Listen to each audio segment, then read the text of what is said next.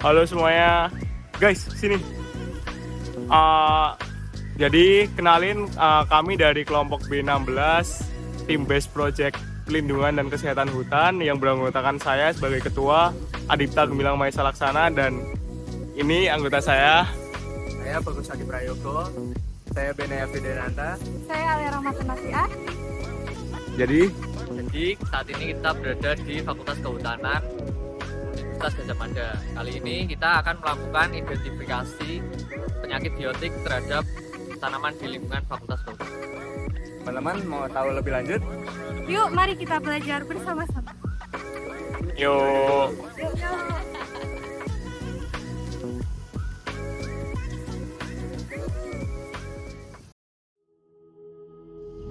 Halo, nama saya Benaya dan saya akan menjelaskan tentang patogen.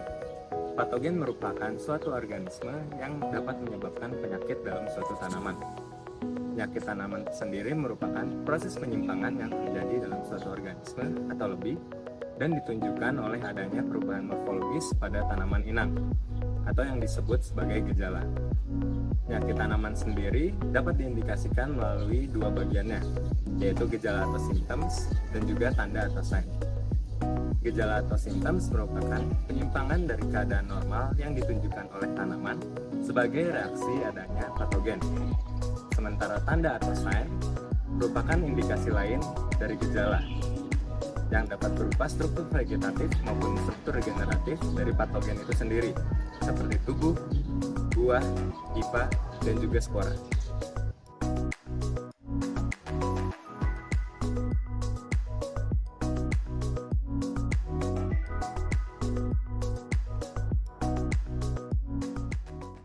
Halo semuanya, kenalin nama aku Dipta Laksana. Di sini aku ingin menjelaskan mengenai jenis-jenis perbedaan gejala.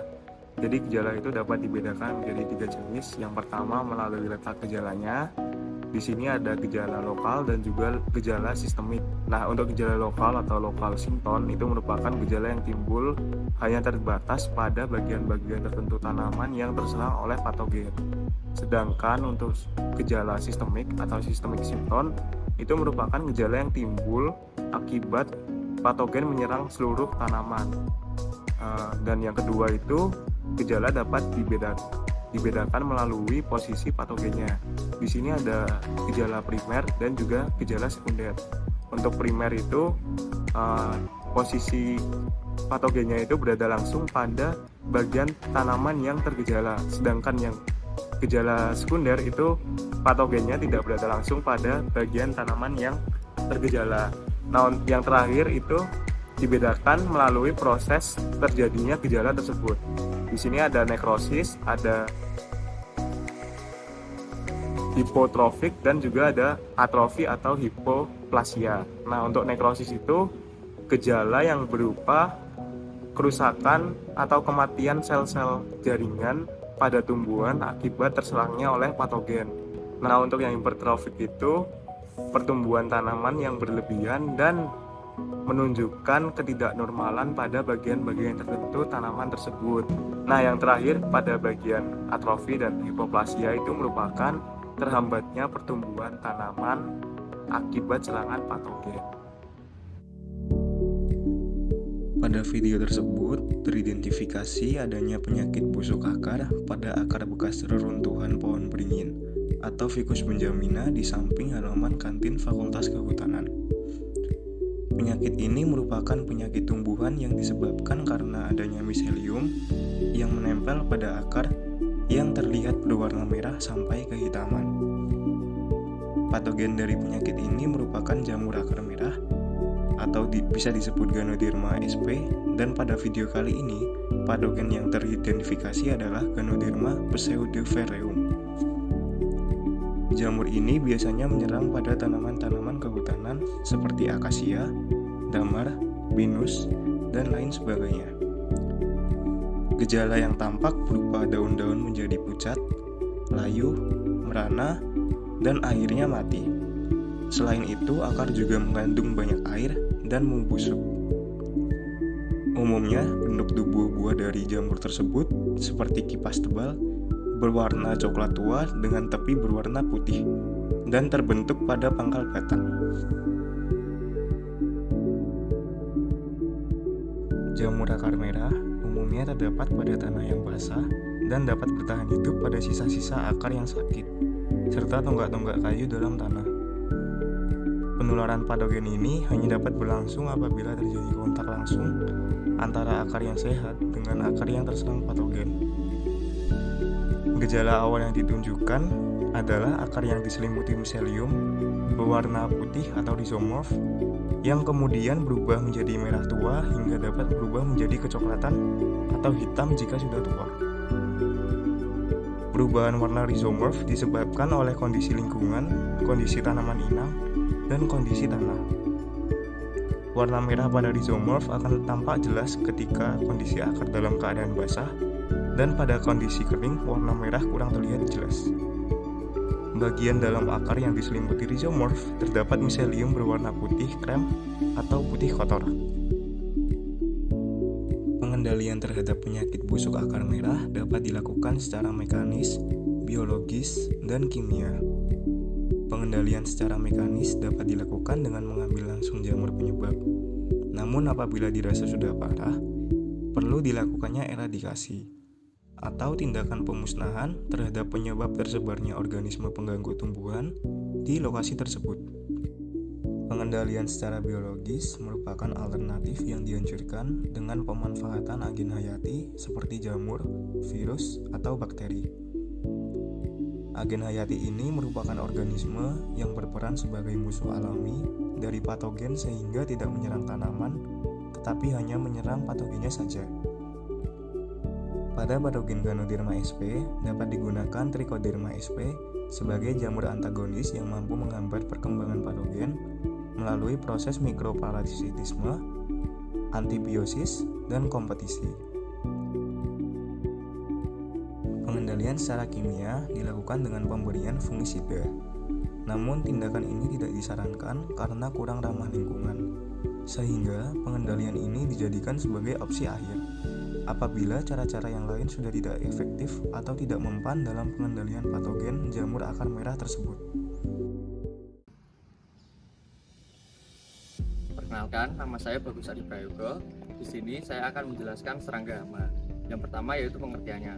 Pengertian dari serangga hama adalah serangga yang hidup di dalam hutan dan memanfaatkan tanaman hutan untuk makanannya serta tempat berkembangnya.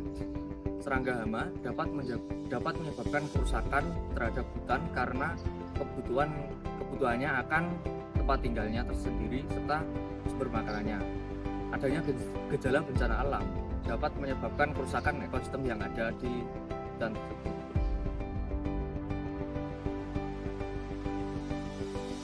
Kutu putih memiliki nama ilmiah Planococcus citri. Imago kutu putih tertutup lapisan lilin berwarna putih dengan panjang tubuh 2-3,5 mm, lebarnya 1 sampai 2 mm. Batas antara kepala, toraks, dan abdomen tidak jelas. Warna tubuh kuning-kuningan. Antena berbentuk seperti benang panjang, berwarna gelap, dan terdiri dari 8 ruas. Bentuk nimfa sama dengan imago, dengan panjang 0,55 mm dengan lapisan lilin tipis. Lilin akan semakin tebal setelah nimfa menghisap cairan tanaman. Hama ini membentuk satu koloni. Berdasarkan pengamatan yang kami lakukan, kutu putih berinang pada bayam merah dan puring. Namun selain itu, kutu putih juga menyerang kopi, kakao, jambu biji, alpukat, dan berbagai jenis tanaman pelindung seperti lamtoro dan gamal. Selanjutnya yaitu gejalanya. Kutu putih menyerang buah dan bunga kopi. Bunga dan buah yang muda akan terserang dan mengering dan gugur. Sedang buah dewasa akan mengalami hambatan pertumbuhan sehingga berkerut dan masak sebelum waktunya. Inang utama kutu putih di dataran rendah adalah kopi, sedang di dataran tinggi adalah lamtoro. Selanjutnya yaitu tanda. Pada tanda yang ditemukan yaitu ditemukan kutu putih pada tanaman. Biasanya kutu putih bergerombol dalam satu koloni. Selanjutnya pada dampak yang ditimbulkan, yaitu kehilangan hasil yang besar jika terserang kutu putih ini. Biasanya yang paling terserang adalah bunga dan buah muda. Bunga dan buah muda yang terserang akan gugur. Sedangkan bila terserangan terjadi pada buah yang sudah agak besar dengan diameter lebih dari 5 mm, maka buah akan berkerut dan menurunkan mutu biji. Selanjutnya yaitu tentang pencegahan. Yang pertama yaitu dapat dilakukan dengan pengaturan jarak tanam antar tanaman agar tidak mudah menyebar. Yang kedua yaitu dengan memonitorinya. Pengendalian dapat dilakukan dengan 3 cara, yaitu yang pertama dengan cara teknis, yaitu pengaturan naungan yang optimal. Yang kedua dengan cara biologis, yaitu dapat menggunakan kumbang biru yang bernama latin Churinus coeruleus sebagai predator kutu putih dan kutu loncat. Yang ketiga yaitu dengan cara kimiawi, dilakukan dengan penyemprotan pestisida. Selain kutu putih dan kutu kebul atau whitefly, terdapat juga kutu daun hitam yang mendiami semai-semai pohon seperti asam jawa atau Tamarindus indica dengan nama latin Apis fabae. Kutu ini menimbulkan kerusakan langsung lewat menghisap cairan yang ada dalam tanaman dan menyebabkan kelayuan, gugur daun, klorosis, nekrosis, pertumbuhan kurang maksimal, bahkan kematian tanaman. Dan kutu ini menyerang pucuk muda. Pada kasus ini juga ditemukan pada daun-daun pada tanaman. Pengendalian yang dapat dilakukan adalah dengan menggunakan pestisida, musuh alami, tanaman refugia, serta menjaga kebersihan lahan dengan menyingkirkan kutu bila ditemukan.